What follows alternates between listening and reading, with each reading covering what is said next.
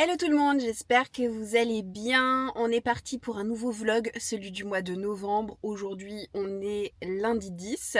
Ça fait une semaine que les vacances d'automne sont terminées et heureusement parce que je peux vous assurer que ça a été assez compliqué, assez intense. Je me suis retrouvée toute seule pendant 2 semaines avec mes 5 enfants.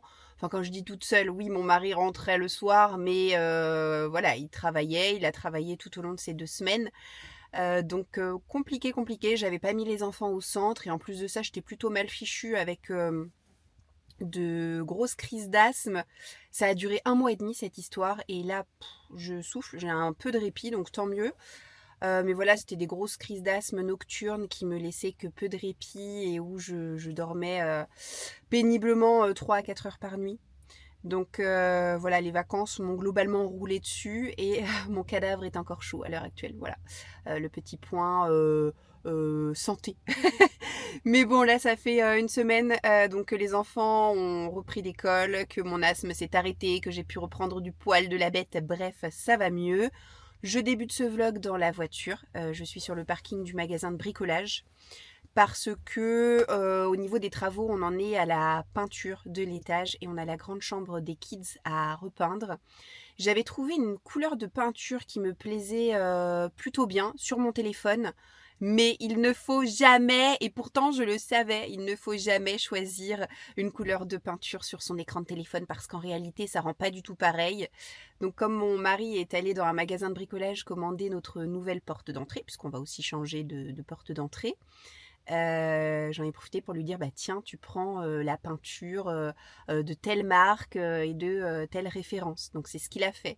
Et arrivé là, oh je me suis dit mais qu'est-ce que c'est que cette horreur, ça va pas être possible. En fait, si vous voulez, si la menthe était capable de faire pipi, je pense que le pipi de la menthe aurait la couleur exacte de la peinture que j'ai choisie et que mon mari nous a ramenée. Ça n'allait donc pas être possible. Donc me voici de bon matin sur le parking de Bricomarché et je vais aller choisir une peinture qui me plaît quand même un petit peu mieux. Voilà. Je pense que je vais réussir à vous prendre qu'en pointillé aujourd'hui parce que la journée est chargée dans le sens où demain 11 novembre, jour férié, on va fêter l'anniversaire de Pipou qui est du 6, qui a donc déjà 3 ans, mais qu'on fêtera en famille seulement demain. Je pense que j'en profiterai dans la semaine après son anniversaire pour vous montrer, comme j'ai pu le faire le mois dernier avec Marius, ses cadeaux d'anniversaire pour vous donner des petites idées pour Noël qui approche. Et, je suis allée chercher un colis qu'il faut que j'ouvre d'ailleurs, donc je ferai ça quand j'aurai récupéré ma peinture, pour vous montrer nos nouvelles décorations de Noël. L'année dernière, j'avais trouvé un site trop kiki sur lequel j'avais commandé une décoration par personne avec le nom de chacun d'entre nous. Et voilà, ça va être la petite tradition. Chaque année, on accrochera notre décoration à notre nom sur le sapin.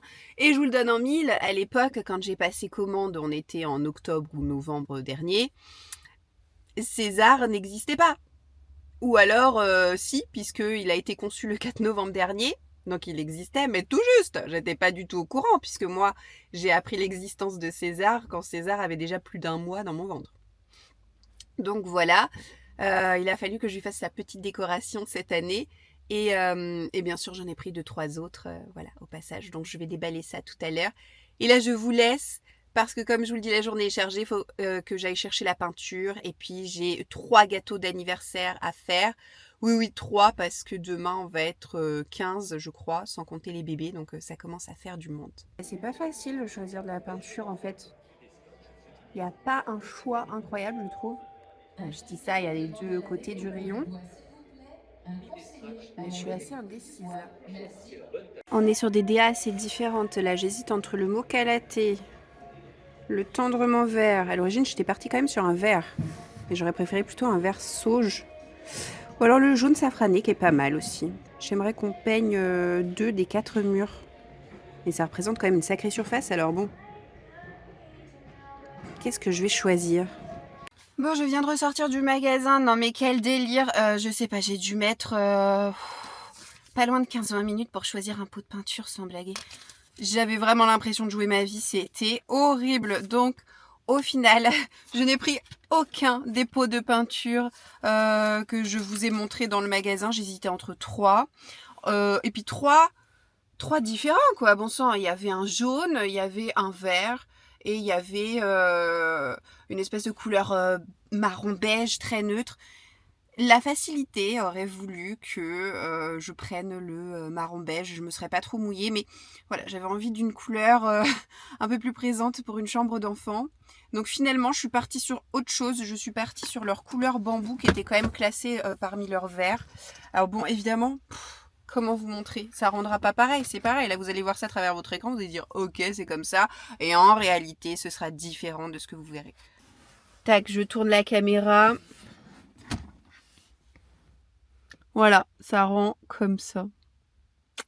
Écoutez, on verra bien. Hein. Je vous fais rapidos le petit unboxing de mon colis de Noël. Et puis je rentre à toute vitesse parce qu'en réalité, je pense que mon mari va péter un boulard quand il va voir mon vlog. Il va se dire « Ah d'accord, elle faisait ça alors qu'elle était censée arriver rapidement à la maison. » Oups.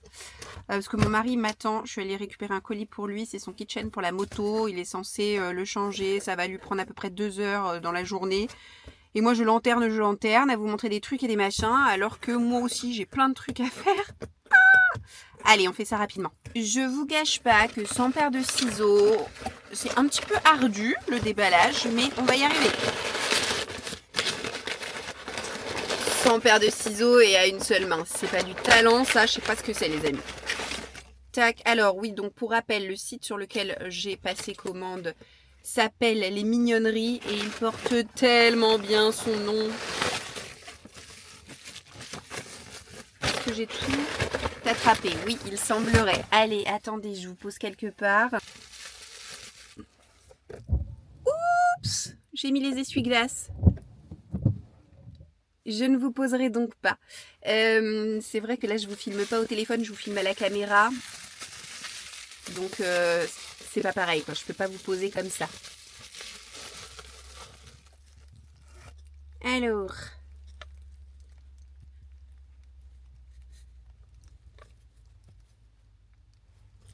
J'ai commandé 3 décos.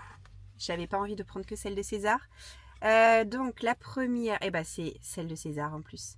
Oh, c'est trop beau! Donc, c'est fait en plexiglas. Et franchement, c'est solide. Et heureusement parce que cette année encore, je vais jamais y arriver avec mon sapin, mais cette année encore, ce sera majoritairement les boules d'action, les soi-disant incassables, puisque je ne doute pas une seule seconde que mon sapin valdinguera plusieurs fois. D'ici qu'on l'enlève, parce que Célène est en âge où vraiment elle furette partout, elle touche à tout, elle tire sur tout, c'est l'enfer sur terre. Donc bon, ça normalement c'est quand même assez solide. Voilà, oh j'adore, je suis trop fan.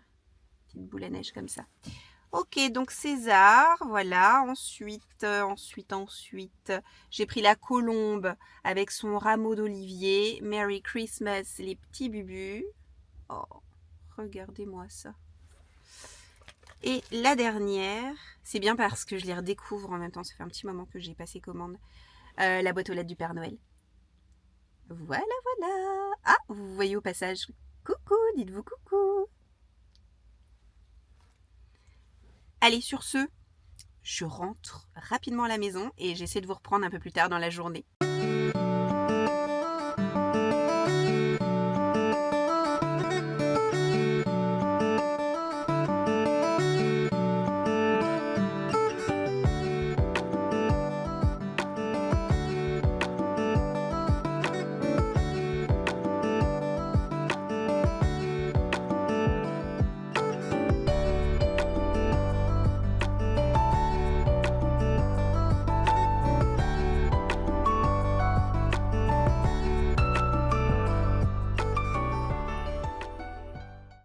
Je profite de la sieste des 2 bébés pour faire une pause. Donc là, j'ai fait un gâteau au chocolat que je vais transformer en piste de course, on va dire.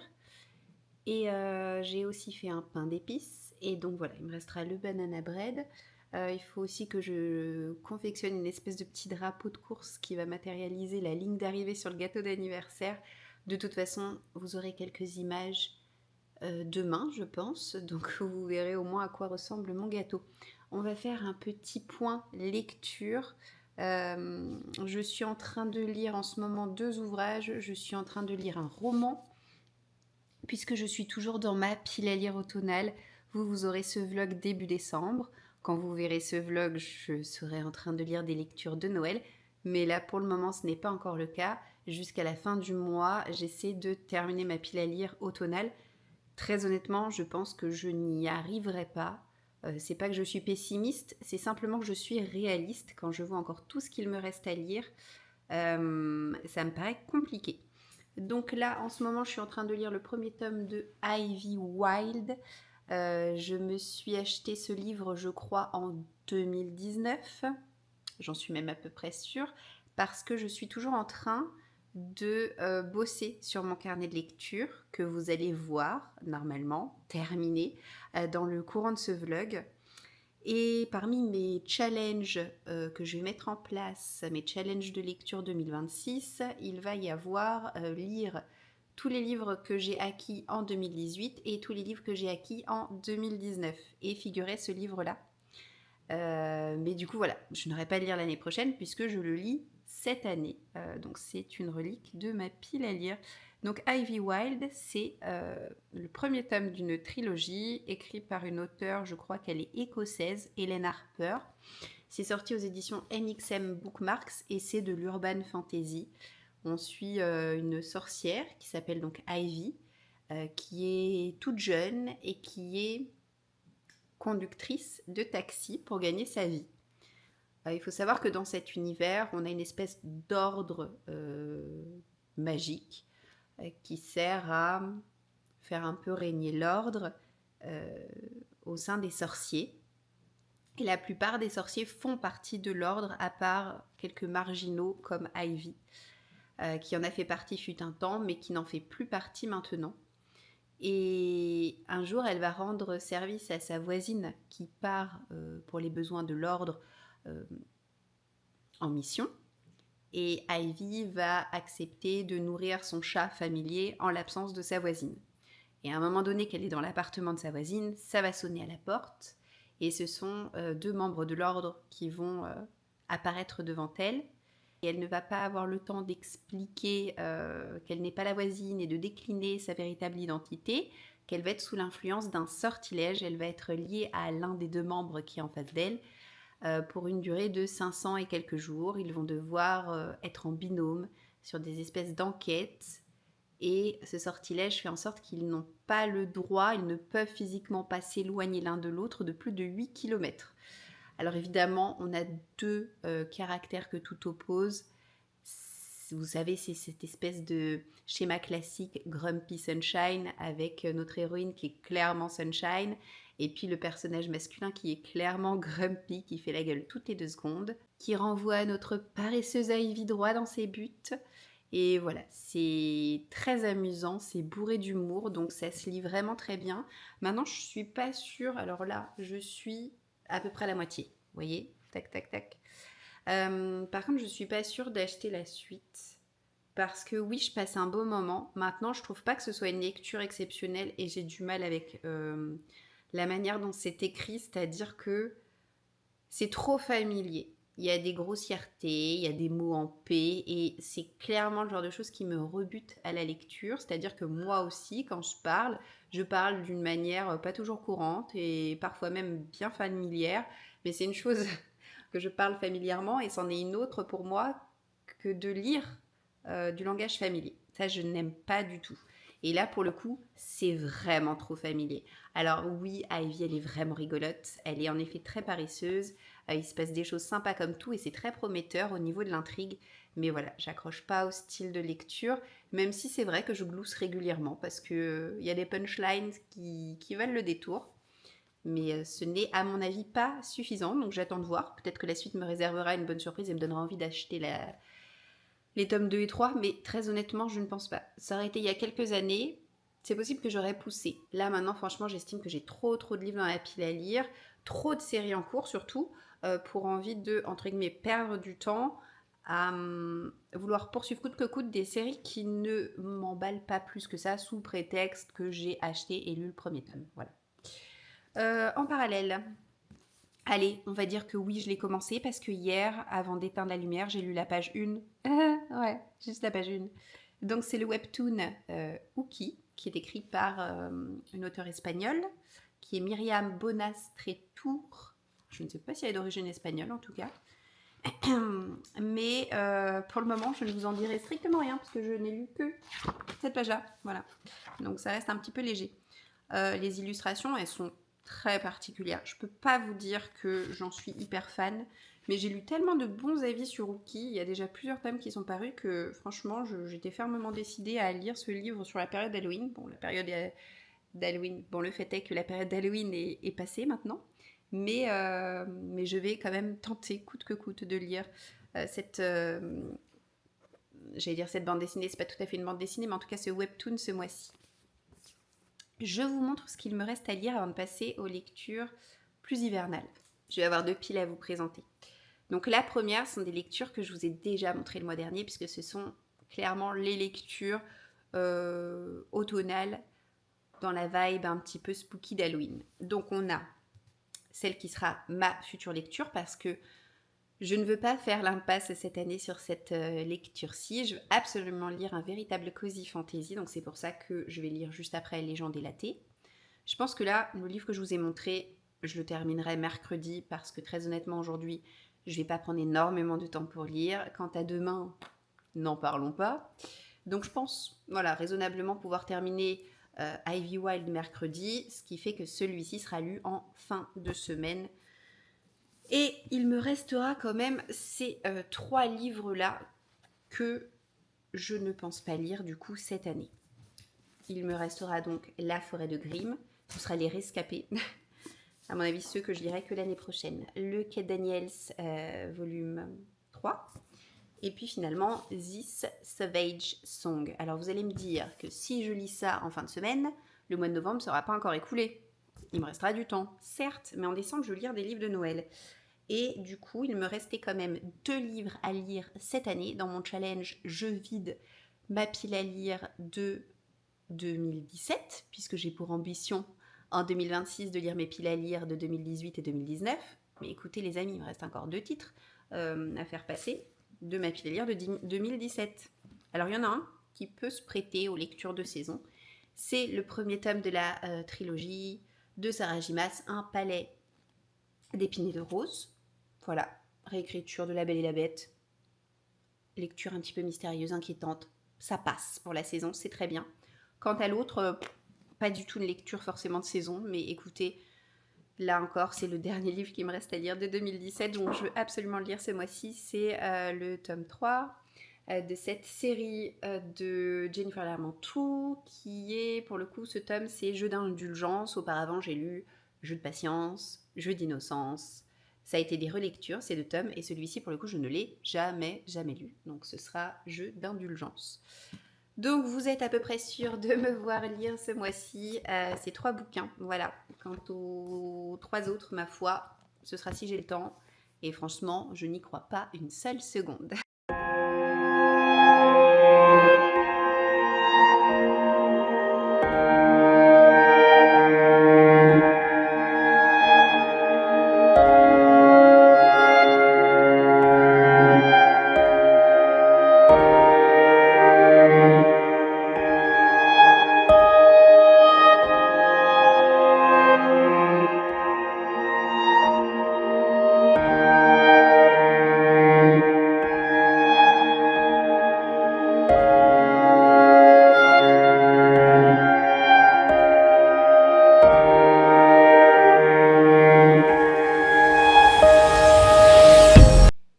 Aujourd'hui, on est dimanche 16 novembre et je retrouve aujourd'hui pour vous parler de 2-3 petites choses.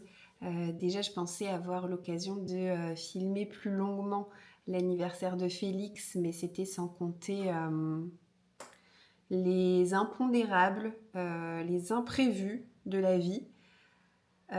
Cette journée s'est pas du tout passée comme ce qu'on avait imaginé, dans le sens où on était bien entendu très occupés avec mon mari.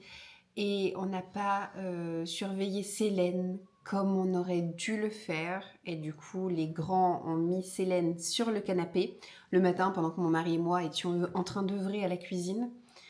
Ils l'ont mis sur le canapé, ils ont chahuté avec elle, et puis Célène est tombée du canapé et s'est fracassée la tête sur le plat de notre table basse.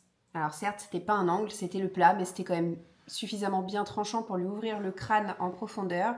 Ce qui fait que 30 minutes avant que les invités arrivent, mon mari a dû aller en catastrophe aux urgences pour emmener Célène se faire recoudre. Donc elle a eu 3 points de suture. Voilà, on s'en souviendra des 3 ans de Félix. Et pendant que mon mari était parti à l'hôpital, Marius a perdu sa 3e dent de lait. Donc là, ça se voit bien parce qu'il a perdu une des 2 dents de devant. Oh là là, la journée. Alors franchement, je ne sais pas trop ce que j'aurais eu l'occasion de vous filmer. Mais à mon avis, vous n'aurez pas grand-chose à vous mettre sous la dent parce que cette journée nous a littéralement prise par surprise. Voilà. On n'a pas profité comme on l'aurait souhaité de nos invités, du moment de festivité. Mais bon, écoutez, voilà, c'est ça. C'est comme ça. En tout cas, aujourd'hui, voilà, tout va beaucoup mieux. On lui enlève les points déjà demain. On nous a dit qu'il fallait enlever les points très vite pour éviter justement que ça fasse une cicatrice. Dans son malheur, elle a de la chance parce qu'elle s'est ouverte vraiment ici. Et c'est à la limite de son implantation de cheveux. Donc vraiment, les points sont hyper propres. Ça devrait laisser qu'une infime petite marque. Ouf! Que vous racontez d'autre? Ah bah oui, je voulais vous parler des cadeaux d'anniversaire de Félix. Donc là, en même temps que je blablate, si vous voulez, je vais essayer de vous incruster par-ci par-là des petits plans pour que vous puissiez voir un petit peu ce qu'il a reçu. Alors, si ma mémoire est bonne, il a reçu, donc j'essaie de faire personne par personne, comme ça je me souviens de tout. De la part de mes grands-parents, il a reçu un souffleur pour faire comme papa dans le jardin. Donc c'est un souffleur de la marque Bosch, donc qui fonctionne vraiment. Alors évidemment, c'est pas un souffleur à feuilles, hein. Vous n'avez pas rapatrié toutes vos feuilles mortes en un seul endroit avec un petit souffleur pour enfants. Mais franchement, ça fait la blague et ça lui plaît beaucoup. Dans le même esprit, il a reçu de la part de mes parents une tondeuse à gazon pour le jardin. Alors on en avait une. Je crois que Louise l'avait reçue pour ses 2 ans, mais malheureusement, elle a très mal vieilli et elle a perdu des roues. Bref, mes enfants ne sont pas réputés pour être les enfants les plus soigneux de la Terre, loin de là. Donc voilà, nous voilà pourvus d'une nouvelle tondeuse à gazon. Il a reçu donc de la part de la maman de mon mari, il a reçu un aspirateur. Là aussi, je crois que c'est un Bosch qui aspire vraiment des petites miettes. C'est léger, hein, mais ça aspire vraiment. En fait, ça dépend de la qualité des piles que vous mettez à l'intérieur, vous voyez. Autrement, avec mon mari, on lui a offert une espèce de grand triptyque. J'ai mis 1 heure à installer ce jeu. J'ai mis littéralement 1 heure pendant la sieste des bébés, une matinée, à tout installer. C'est pas compliqué, mais ça prend vachement de temps parce qu'il y a une 60aine d'accessoires. C'est un triptyque avec un décor qui permet de faire comme si vous étiez chez le docteur. Et du coup, voilà, il y a de la simulation, il y a des petites cartes, il y a un petit feutre, vous avez des étagères, vous avez une petite roue à faire tourner en fonction de si vous venez pour un mal de tête ou si vous avez des poux ou la varicelle. Il faut trouver les médicaments associés à chacune de ces situations. Il y a une réelle toise, il y a comme une petite balance. C'est trop bien! Et il joue énormément avec ça, franchement. Je crois même que ça ravit davantage mes grands que Félix. Mais c'est un peu ce que j'envisageais quand j'ai eu cette idée de cadeau. C'était trouver un cadeau qui puisse vraiment convenir à la majorité de mes enfants, qui puissent jouer ensemble. Voilà, donc pari réussi. C'est vraiment un beau cadeau que je vous recommande. Autrement, qu'a-t-il reçu ce petit père de la part de son parrain? Il a reçu des Playmobil. Mes enfants sont à fond dans les Playmobil. On en a une tripotée incroyable et je pense que la collection est loin de s'arrêter là. Donc il a reçu un chouette camion de chantier Playmobil de la part de sa marraine. Il a reçu une paire de jumelles. Je pense que ça y est, on a fait le tour. Évidemment, comme à chaque anniversaire, je n'ai pas pu m'empêcher de lui acheter des livres parce que au-delà d'être un cadeau, pour moi, c'est un indispensable dans le quotidien de notre famille que d'avoir des livres en veux-tu, en voilà. Donc c'est même plus trop considéré comme un cadeau, c'est plutôt la normalité. Mais parce que j'encourage à fond leur goût pour les histoires, je vois que ça a d'immenses vertus. La plupart des personnes qui ne parlent pas régulièrement avec Marius sont étonnés de voir à quel point mon fils a un vocabulaire extrêmement riche. Et ça me remplit de fierté parce que je sais que c'est parce que déjà on ne lui parle pas comme si c'était juste un simple petit enfant de 2 ans. Et c'est parce que eh bien, nous-mêmes, avec mon mari, j'ose croire qu'on a beaucoup de vocabulaire et c'est aussi, en ce qui me concerne moi, lié à la lecture, à tous ces livres que je peux lire au quotidien et que je peux leur lire au quotidien. Et Marius a cette curiosité de demander à chaque fois qu'il ne connaît pas un mot quelle est sa signification.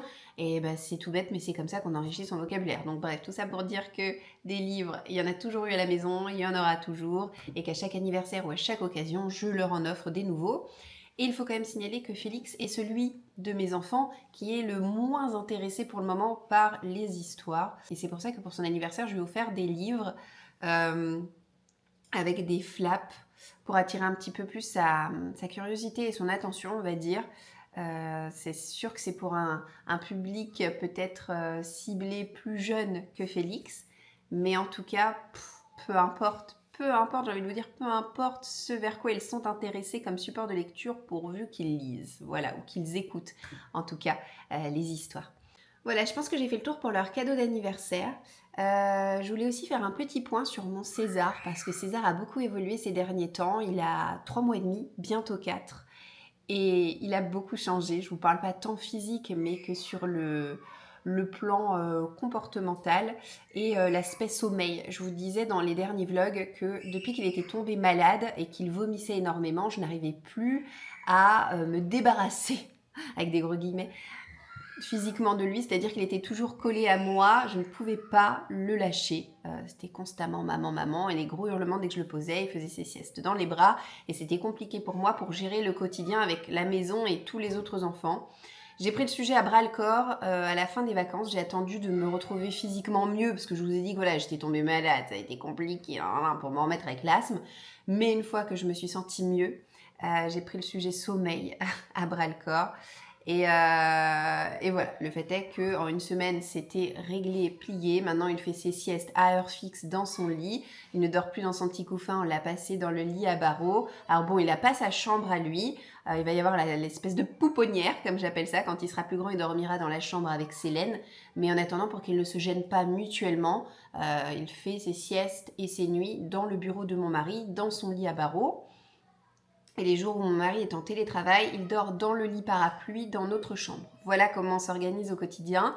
Mais le fait est que maintenant, voilà, il fait ses siestes posées, à heure fixe. Bon, les nuits, il les fait depuis qu'il a 2 mois, donc là, pas grand changement, si ce n'est que maintenant, je n'ai plus besoin de l'endormir dans les bras avant de le lourder en douceur dans son lit. Je lui dis, César, ça y est, c'est la nuit, il faut dormir, je le pose, et puis c'est bon, il dort. Et puis, on le couche de plus en plus tôt parce que maintenant, il est câblé comme les plus grands, hein, c'est-à-dire que le dernier bib, c'est à 19h45, et dès qu'on a fini, je le couche, et il se réveille naturellement entre 8h et 9h. Pas tout à fait naturellement, je dois dire, parce que si je vois qu'à 8h30, il n'est pas réveillé, c'est moi qui vais aller le réveiller et lui donner à manger pour qu'on soit dans les clous sur le planning de sieste de la journée. Donc voilà. Ça a toujours été mon petit talent de faire dormir tous mes enfants. C'est vrai qu'à la maison, le rythme est quasi militaire, mais quand on a une famille nombreuse, bah écoutez, je pense que c'est indispensable. Et le fait est que mon mari me taquinait avec ce rythme quasi militaire que j'infligeais aux enfants. Oh là là, ça rigole pas. Là, là. Mais le fait est que j'ai des enfants qui dorment, donc vraiment, ne nous plaignons pas, en fait. Ne nous plaignons pas, c'est le prix à payer pour que ça roule à la maison. Alors aujourd'hui, je voulais aussi vous prendre en vidéo pour 2 autres petites choses. C'est déjà vous partager mon avis lecture parce que comme j'ai pu vous le dire, je me suis lancée à corps perdu dans Légende et Laté, ce livre signé Travis Baldree que j'ai dévoré. Mais je l'ai lu à vitesse grand V, ce livre. C'était mon premier cosy fantasy.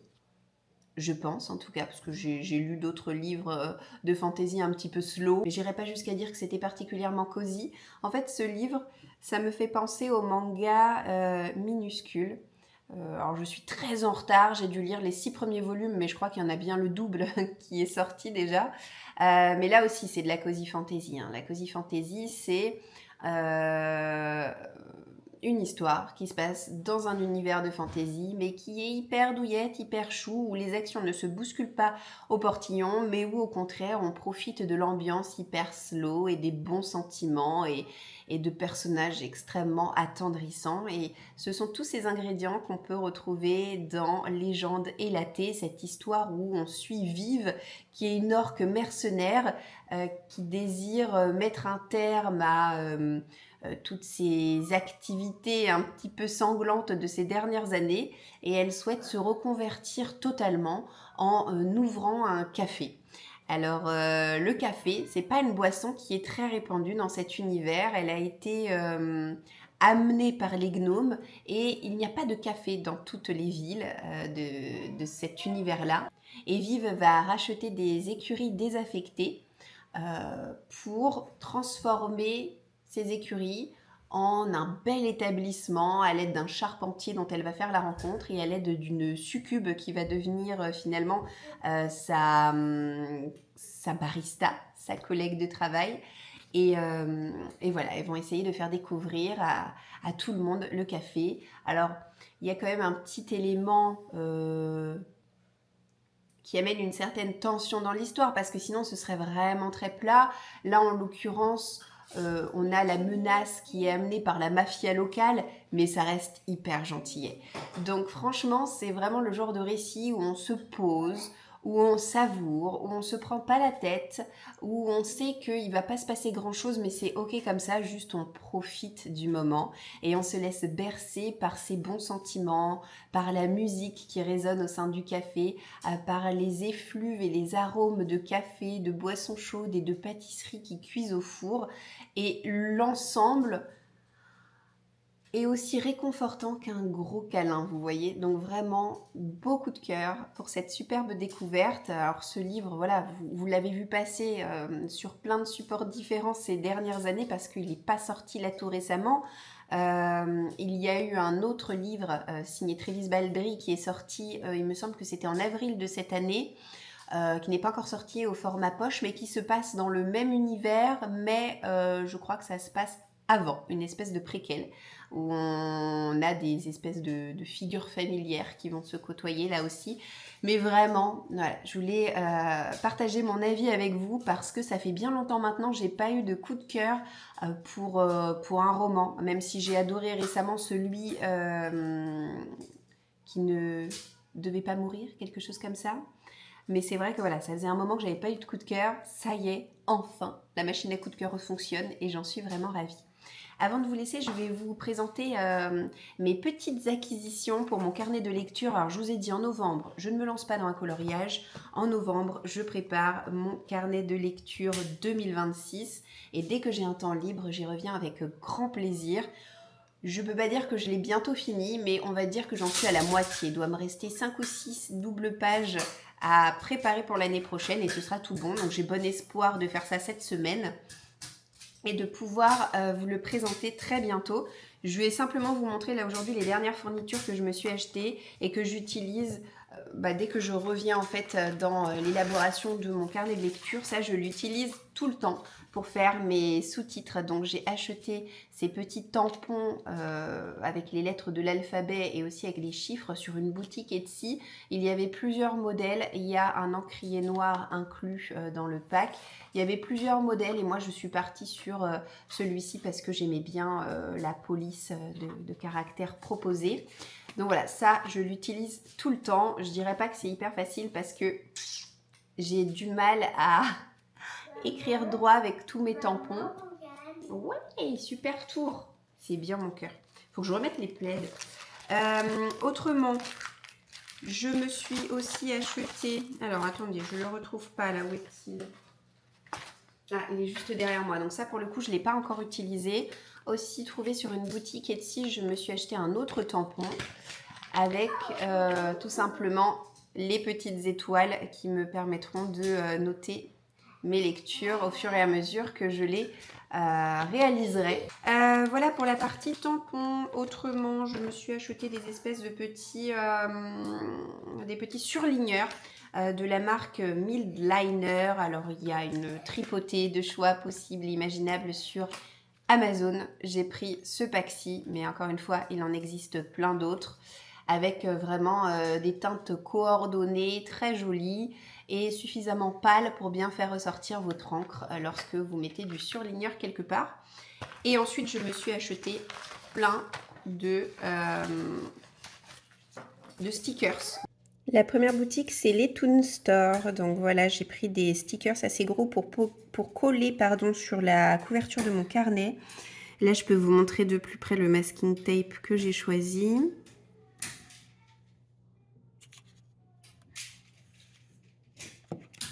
Hyper mignon. Et puis ces planches de stickers. Alors celle sur Halloween, je ne l'ai pas choisie. Elle m'a été glissée gracieusement dans mon petit colis. Et ces pulls de Noël hyper kiki.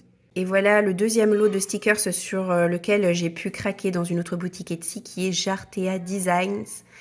Je crois que c'est une Allemande, la créatrice. Donc, on peut voir qu'il y a beaucoup de stickers estampillés Noël, mais c'est parce qu'elle proposait un lot à un prix vraiment intéressant. Donc, je lui ai pris, mais j'ai quand même pris d'autres petites thématiques. On retrouve évidemment la lecture, mais aussi la broderie et les jeux vidéo.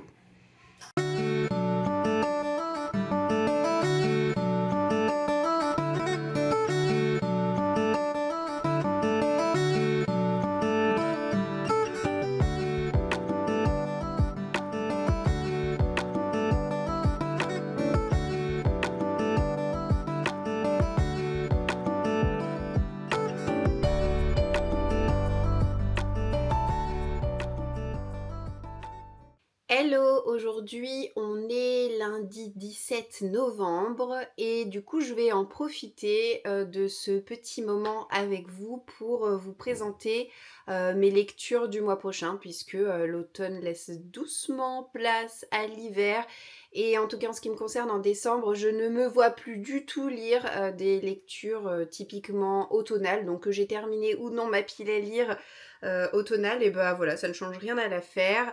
Je vais lire des histoires beaucoup plus orientées Noël le mois prochain et je vais vous présenter tout ça. J'ai 7 titres à vous présenter. En réalité, il y en aurait même un 8e, mais ce 8e, je ne l'ai pas reçu. Il est arrivé en magasin, il faut juste qu'on prenne le temps d'aller le chercher et ce sera pas chose faite avant quelques jours, donc c'est pas grave. Je vais déjà commencer par les titres que j'avais déjà en ma possession. Donc je commence par celui-ci, c'est Cadeau surprise et Père Noël en slip. Ça fait pas mal de mois maintenant que je me le suis acheté, ce livre. Et je m'étais dit que voilà, ce serait pour ce Noël-ci. Alors il faut savoir, pour rappel, que les romances de Noël et moi, ça fait clairement 2. C'est pas hyper ma tasse de thé. Mais j'aime bien en lire quand même quelques-unes en décembre. Et parfois, je me laisse agréablement surprendre, comme l'année dernière, quand j'ai lu un Brittany Cherry. J'ai lu, c'était Holidates. Ah, c'est vraiment un titre que je peux vous recommander si vous cherchez une romance qui coche toutes les cases avec les différents items que l'on s'attend à retrouver dans une lecture de Noël. C'était vraiment une romance absolument trop choupinette et j'ai adoré ce titre l'année dernière, donc j'espère faire encore de belles découvertes cette année. Donc voilà, Cadeau surprise et Père Noël en slip. Pourquoi? Parce que je trouvais le titre rigolo. Oui, voilà, moi parfois il m'en faut peu. Et aussi parce que la couverture en forme de calendrier de l'Avent a su se démarquer d'autres couves du même type. Et c'est ce qui m'a fait acheter ce titre. Donc dans cette histoire, on va suivre Réan et Nao. Réan est pompier. Nao, quant à lui, il est stripteaseur dans une maison de retraite pour réussir à rembourser les dettes qu'il a contractées à cause de son ex-petite amie, il me semble.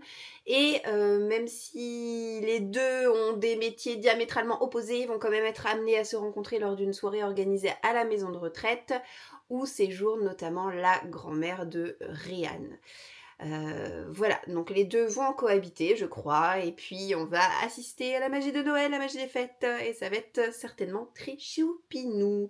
Ensuite, autre titre que j'ai depuis plusieurs mois en ma possession, on change quand même un petit peu de registre, là pour le coup c'est pas une romance de Noël, c'est pour ça que ce livre a tout pour me plaire, parce que justement c'est pas une romance de Noël, c'est un cozy mystery, c'est Petit meurtre à Endgame, c'est écrit par Alexandra Benedict. Et il existe, je crois, 4 ou 5 tomes différents à l'heure actuelle. Donc voilà, c'est pas une série toute jeune. Mais en tout cas, ce premier tome se déroule à Noël. Donc c'est pour ça que je voulais le lire en décembre. On nous dit que notre personnage principal qui s'appelle Lily va recevoir une lettre de sa tante qui va lui proposer de remettre les pieds à Endgame, qui a l'air d'être visiblement un manoir familial, je crois, pour tenter de résoudre le mystère qui entoure le meurtre de sa mère. Et voilà, elle va y aller avec ses cousins et ça va être comme un Cluedo de Noël. Donc ça a l'air franchement très chouette. Quant à ce titre-là, il vous est peut-être familier parce que des 3 que j'ai en ma possession, c'est celui que je vous ai présenté le plus récemment, on va dire, puisque je me le suis acheté, il me semble que c'était en août ou en septembre, peut-être bien en août d'ailleurs. Voilà, pas franchement une lecture de saison, mais clairement, je me le réservais pour la fin de l'année. C'est un Noël presque parfait. C'est sorti aux éditions Comet. Et ce qui m'attire dans cette histoire, c'est le fait que on assiste à un calendrier de l'Avent grandeur nature qui est organisé par une entreprise. C'est voilà, par un hôtel. Donc ils vont tout simplement partager cet événement en live sur TikTok et on va avoir des collègues de travail qui vont participer à ce calendrier de l'Avent. Donc voilà pour ce que j'avais déjà en ma possession et là je vais vous montrer ce que je me suis acheté ce mois-ci dans l'optique de lire au mois de décembre. Le livre que je ne peux pas vous montrer mais dont vous avez très certainement entendu parler, je vais mettre une petite image par ici, est sorti aux éditions Le Lombard. C'est tout simplement la BD de l'Avent. Vous connaissez sans doute le concept. À chaque jour du 1er au 24 décembre, il y a des feuillets de cette bande dessinée à détacher pour laisser apparaître. Je ne sais pas si c'est une ou 2 doubles pages, mais je crois que ça doit faire voilà 4 pages grand maximum. Une bande dessinée qui a été écrite et illustrée par des auteurs et illustrateurs à chaque fois différents et qui sont pour la grande majorité d'entre eux déjà très très connus dans l'univers de la BD. Je ne me suis pas du tout acheté cette bande dessinée l'année dernière, même si je l'avais repérée. J'attendais un petit peu de voir ce que les lecteurs allaient en penser et je m'étais dit à l'époque, si cet ouvrage rencontre beaucoup de succès, je pense que il y en aura certainement une nouvelle édition en 2025 que j'acquerrai. Et voilà, c'est le cas. Cette BD a remporté un franc succès. Il y a une nouvelle édition qui est sortie et je me la suis commandée. Je me la suis pas commandée sur le même site que les livres que je vais vous montrer là, tout simplement parce que c'était en rupture de stock, vraiment victime de son succès. Donc je l'ai acheté chez Cultura, mais il n'y a pas du tout de Cultura près de chez moi. C'est pour ça que j'ai pas encore récupéré la BD. C'était même pas dispo sur la Fnac. Enfin vraiment une galère, une galère. Et en fait mon mari, en rentrant du travail, passe avec sa moto dans notre ancienne ville et aura comme ça la possibilité de me récupérer cette BD un jour qu'il rentrera du boulot, mais pas cette semaine puisque cette semaine ce sera full télétravail pour lui. C'est pour ça que je peux pas vous la montrer aujourd'hui. Mais bon, bref. J'ai fait un petit achat d'occasion sur Vinted. Je me suis acheté mon premier Catherine Walsh, donc une romance de Noël qui comporte, je crois, 2 tomes, des histoires qui sont indépendantes, mais il y a quand même un petit fil conducteur, me semble-t-il, ou en tout cas, voilà, des personnages qu'on retrouve d'un tome sur l'autre, même si ce n'est pas le même duo qui est à l'affiche entre le premier et le deuxième tome. Là, je me suis pris que le premier. On va voir, encore une fois, les romances de Noël et moi, voilà. Donc j'ai pris Holiday Romance. Elle est censée attraper son avion, pas un amoureux. J'aimais beaucoup le pitch et puis c'est quand même un livre qui a eu son petit succès, donc je me suis dit allez pourquoi pas. Donc on a Molly et Andrew qui veulent rentrer chez eux en Irlande pour les vacances de fin d'année, mais il y a une tempête de neige qui bloque leur vol. Ce sont des amis, mais des amis qui se connaissent très mal, dans le sens où ils se voient qu'une fois par an, à l'occasion de ce vol qui les ramène chacun chez eux. Ils discutent pendant le trajet, mais ça s'arrête là et ils ont vraiment jamais eu trop l'occasion d'approfondir, cette petite connexion qu'il y a entre eux. Mais là, pour le coup, vu que le vol est bloqué, ça va être vraiment l'occasion qui fait le larron. Donc j'aimais vraiment, je trouvais que c'était original, ça changeait d'autres, voilà, d'autres histoires, d'autres pitchs que j'ai pu voir passer à droite à gauche et je me suis dit que vraiment c'était assez prometteur encore une fois. Voilà, donc ça c'était mon achat d'occasion. Et puis donc le reste, on a 2 livres un peu plus anciens et une sortie très récente. Donc je vais commencer par les 2 livres un peu plus anciens. Alors quand je dis un peu plus anciens, attention, hein, ce sont 2 livres qui sont sortis l'année dernière, c'était pas non plus il y a 10 ans. On a d'abord le Sophie Jomain, Les personnages s'éveillent sous les flocons. Alors ça va me permettre de retester la plume de Sophie Jomain, que je n'ai connue qu'une seule fois à travers son livre Les étoiles de Nos Head. Ça date, c'était de l'urban fantasy pour ceux qui ne connaîtraient pas.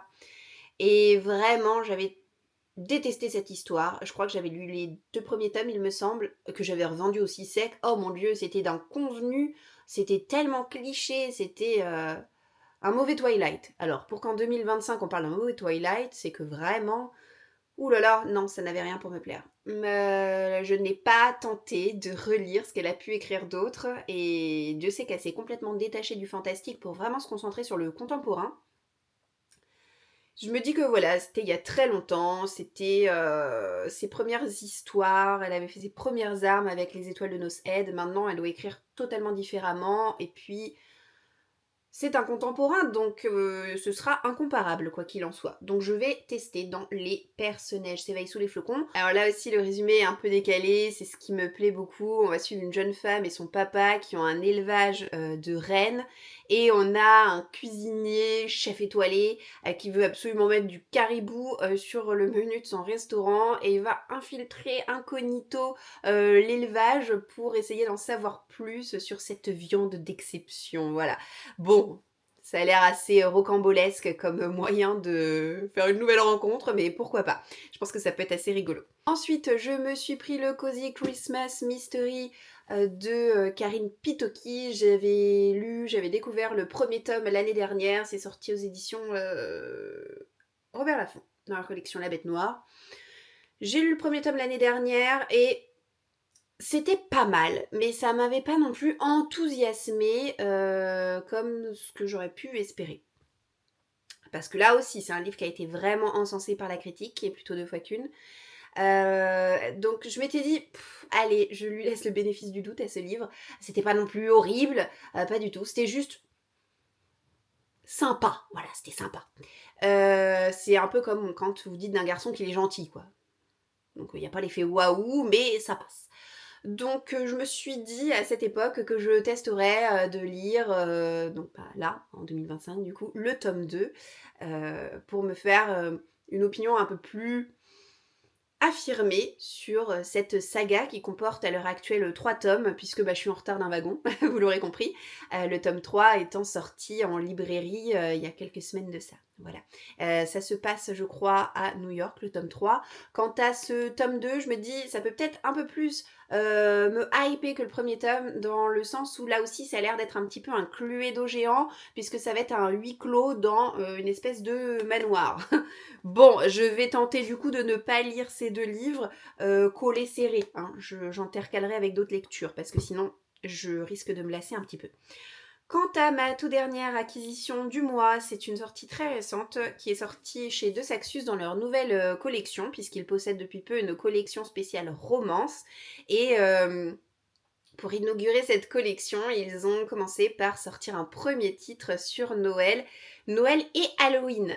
Donc je pense que ce sera finalement ma première lecture de décembre, parce que ça permet aussi de faire une espèce de passerelle entre l'automne et l'hiver, avec une romance MM entre finalement Nicolas Klaus et puis X.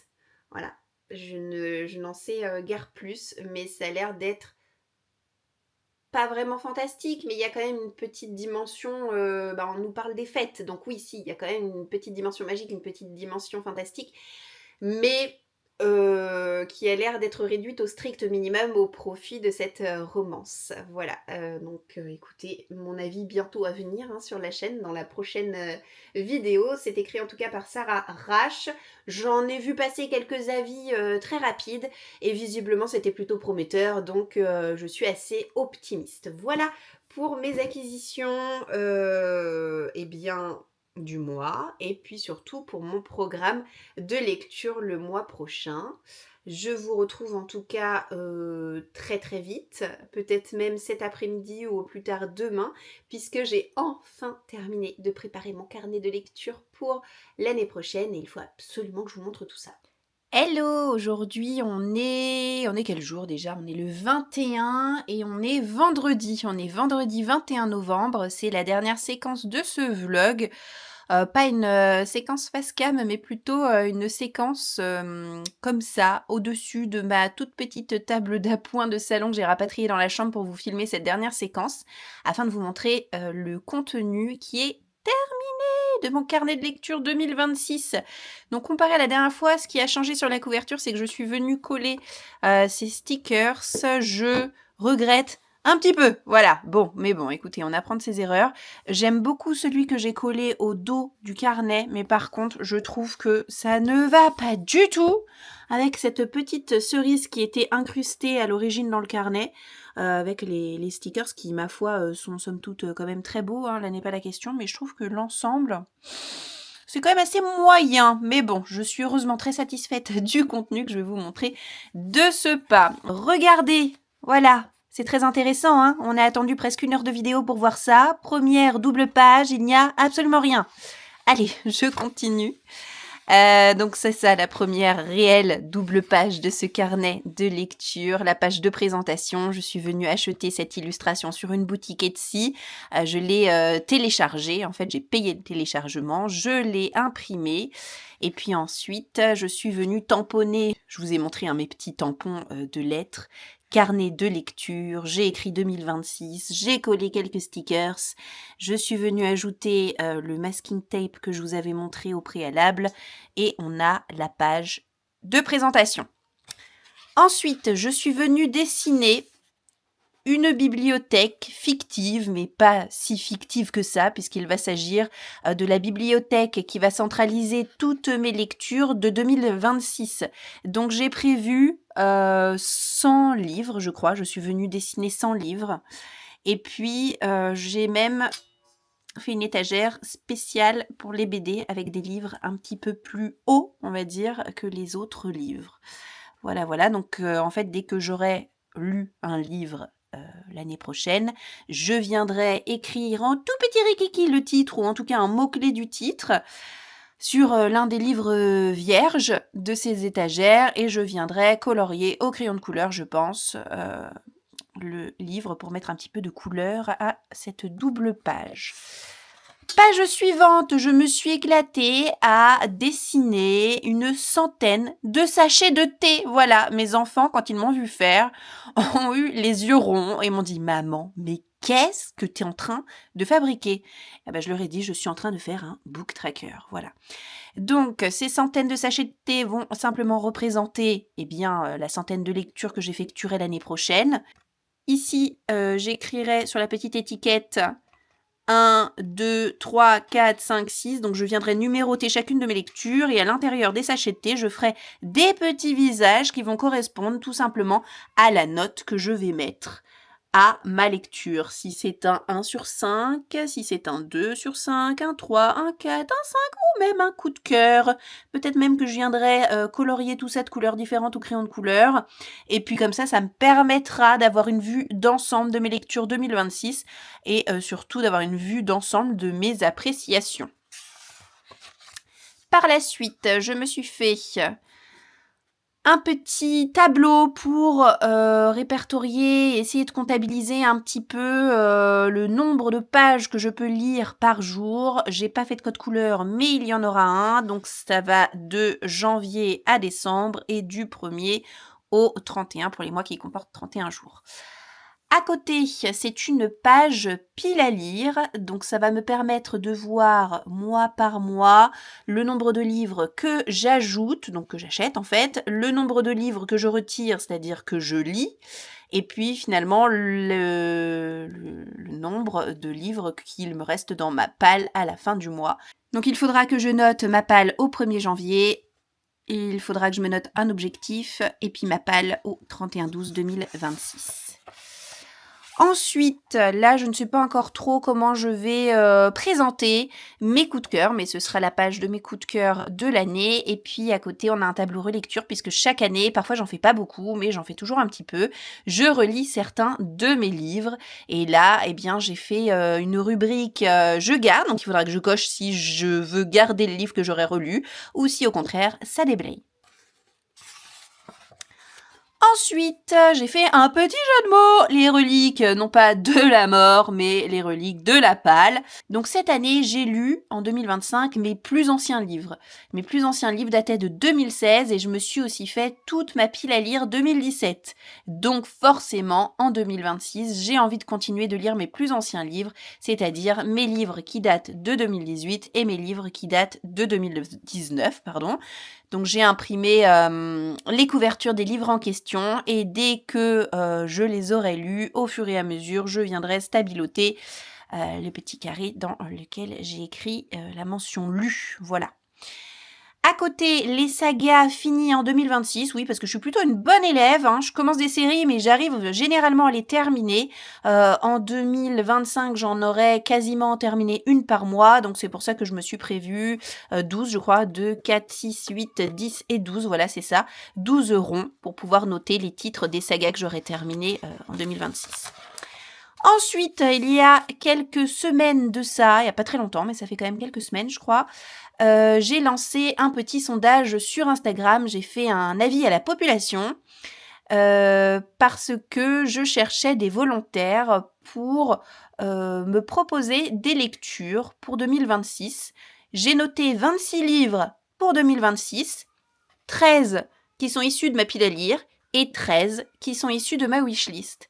Et alors, mes abonnés ont participé à ce sondage. J'en ai tiré au sort 13 du côté de la palle et 13 du côté de la wishlist. À chacune d'entre elles, donc à chacune des 26, j'ai envoyé le lien soit de ma pile à lire, soit de ma wishlist. Elles m'ont fait un retour. Et puis voilà, ça c'est mon gros objectif de l'année prochaine. Il va falloir que je lise tous ces livres et donc j'ai noté à chaque fois le pseudo de chacune des personnes qui m'ont fait ces propositions-là pour que je puisse les mentionner. Voilà. Je poursuis. Donc ça, c'est la double page sur mes sagas en cours. Je n'ai pas terminé de lister mes sagas, mais en tout cas, c'est un début. Donc voilà, vous comprendrez très rapidement le principe. Avec cette couleur-là, ce sont les livres qui auront été lus avant 2026. Et avec cette couleur-ci, ce seront les tomes qui seront lus en 2026. Donc voilà, j'ai commencé avec le site Livre Addict à recenser un petit peu mes sagas en cours. J'en ai pas non plus énormément, mais j'en ai quand même pas mal d'autres. Donc je compléterai au fur et à mesure cette double page. Après, je n'ai pas inventé la poudre, ça c'est une double page qu'on retrouve souvent sur les carnets de lecture, c'est le livre de 2026 pour élire finalement la meilleure des lectures de l'année. On a 12 rectangles, dans chacun de ces 12 rectangles, il faudra que je note la meilleure de mes lectures mensuelles et puis après il y aura un petit duel, une petite battle entre janvier-février, entre mars-avril, entre mai-juin, etc. Et puis encore une autre. Et puis finalement, voilà, il ne restera qu'un seul livre, le livre de 2026. Et puis là, c'est la toute dernière double page que je peux vous montrer. Ça vous donne une idée de ce à quoi vont ressembler mes doubles pages mensuelles. À la page de gauche, ce sera la page du titre avec bien le nom du mois, des petits stickers. Là, j'ai laissé un espace vide exprès parce que je ne sais pas trop ce que je vais mettre au centre, mais je vais mettre quelque chose. Soit je mettrai la couverture du livre qui m'a le plus plu au cours du mois de janvier, ou alors peut-être que j'écrirai les vidéos pour essayer de me motiver peut-être à en faire davantage sur la chaîne, je ne sais pas, que j'ai à tourner en janvier. Je réfléchirai, puis je verrai ce que je fais. Là, j'ai utilisé mon masking tape pour faire comme des étagères et sur ces étagères, je noterai, eh bien, en faisant un petit dessin de livres comme j'ai pu le faire dans la double page bibliothèque, les livres ici qui ont été lus au cours du mois de janvier et ici les livres que je me serais achetés en janvier. Quant à, l'espace en bas de la page, je vais l'utiliser pour recenser les sorties du mois qui me font de l'œil. Voilà. Eh ben, écoutez, on a fait le tour. J'espère que cette petite vue d'ensemble vous aura plu, ainsi que l'intégralité du vlog par la même occasion, puisque cette vidéo est maintenant terminée. Je tenais aussi à vous dire que je vais essayer d'être davantage présente sur YouTube le mois prochain, puisque je prévois une vidéo par semaine. C'est quelque chose que j'avais déjà fait, je crois, il y a 2 ans de ça, que je n'ai pas fait l'année dernière, que je voulais faire, mais en même temps, j'ai appris ma grossesse de César et j'étais totalement tombée des nues. J'étais pas vraiment d'humeur à dégainer la caméra à tout bout de champ. Cette année, ça va. Voilà, César, il a presque 4 mois. On a bien pris nos marques. Tout va bien. Je vais pas non plus vous mentir en vous faisant croire que je croule sous le temps libre. Ce n'est pas le cas. Mais j'ai quand même envie de vous apporter du contenu un peu plus spontané. C'est-à-dire, là, généralement, je me dis... Ah bah tiens, je vais essayer de m'organiser pour trouver du temps pour vlogger tel et tel jour. Que là, en fait, le but, ce sera de vous prendre tous les jours du mois de décembre et d'en faire une courte vidéo, une fois par semaine, sur des plans, voilà, un petit peu plus spontanés, comme j'ai pu vous le dire. Donc j'espère que vous serez au rendez-vous, j'espère que ça vous plaira. Et je vous dis d'ores et déjà à très bientôt dans toutes ces prochaines vidéos. Ciao, ciao!